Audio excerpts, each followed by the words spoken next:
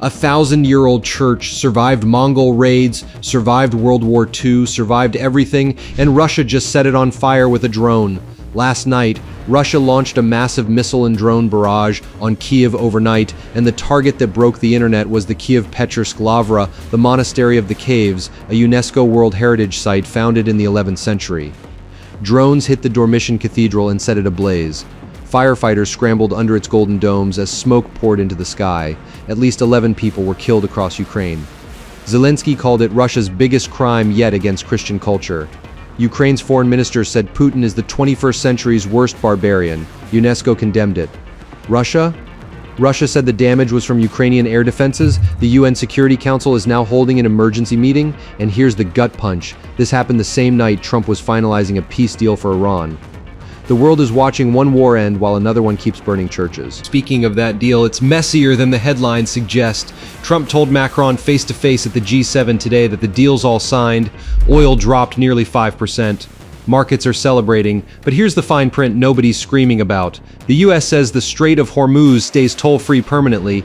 Iran state media says it's toll-free for only 60 days. Then Iran and Oman take over. Vice President Vance and Iranian state TV are literally saying opposite things about the same deal.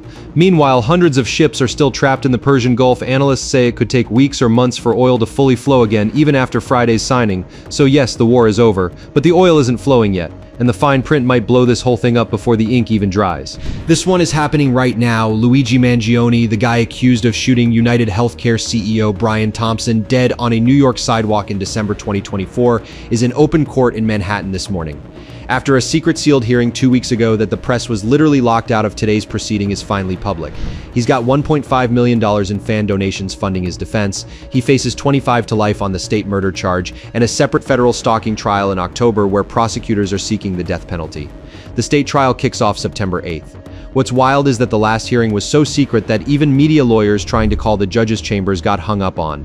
This is one of the most watched trials in years, and we still don't know what was said behind those closed doors. Today might change that. The G7 summit in Avian, France is day 2 today, and the tension behind the handshakes is real. Trump rolled in on the Iran deal high, but British PM Keir Starmer, Macron, and German Chancellor Friedrich Merz have all been openly critical of how the US fought the Iran war.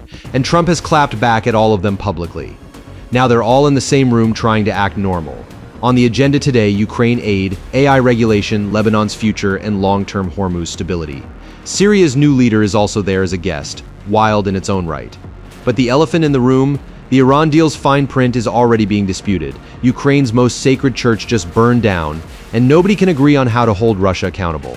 Whatever comes out of this summit in the next 24 hours is going to matter. A lot. Okay, we need to talk about what's happening on the pitch, because the 2026 World Cup is delivering CHAOs and it's only day 6. Right now, as you're watching this, France is facing Senegal at MetLife Stadium in New Jersey. This is a rematch of one of the greatest World Cup upsets ever. Senegal knocked France out in 2002. Tonight, Argentina plays Algeria at 9 p.m.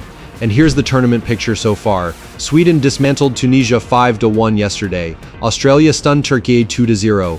Brazil and Morocco, the two highest-ranked teams in their group, drew 1-1, and Brazil's manager is already getting torched in the press. The expanded 48-team format means upsets everywhere, every single day. If you're not watching this World Cup, you are genuinely missing one of the wildest sporting events in history. And here at home, California is voting today in a special congressional election that nobody's really talking about but probably should be. The seat opened up because Rep. Eric Swalwell resigned in April after sexual misconduct allegations.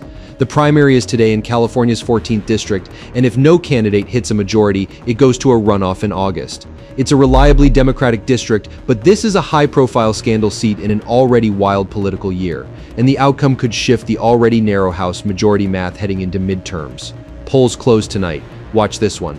Russia burns a 1,000-year-old church while the world celebrates an Iran peace deal with a massive asterisk. Mangione back in open court. Trump and his European allies fake smiling through the G7, the World Cup rewriting history daily. It is June 16, 2026, and we are not sleeping tonight. Drop in the comments, do you trust this Iran deal? And who do you think wins tonight, France or Senegal? Subscribe, hit the bell, and I'll see you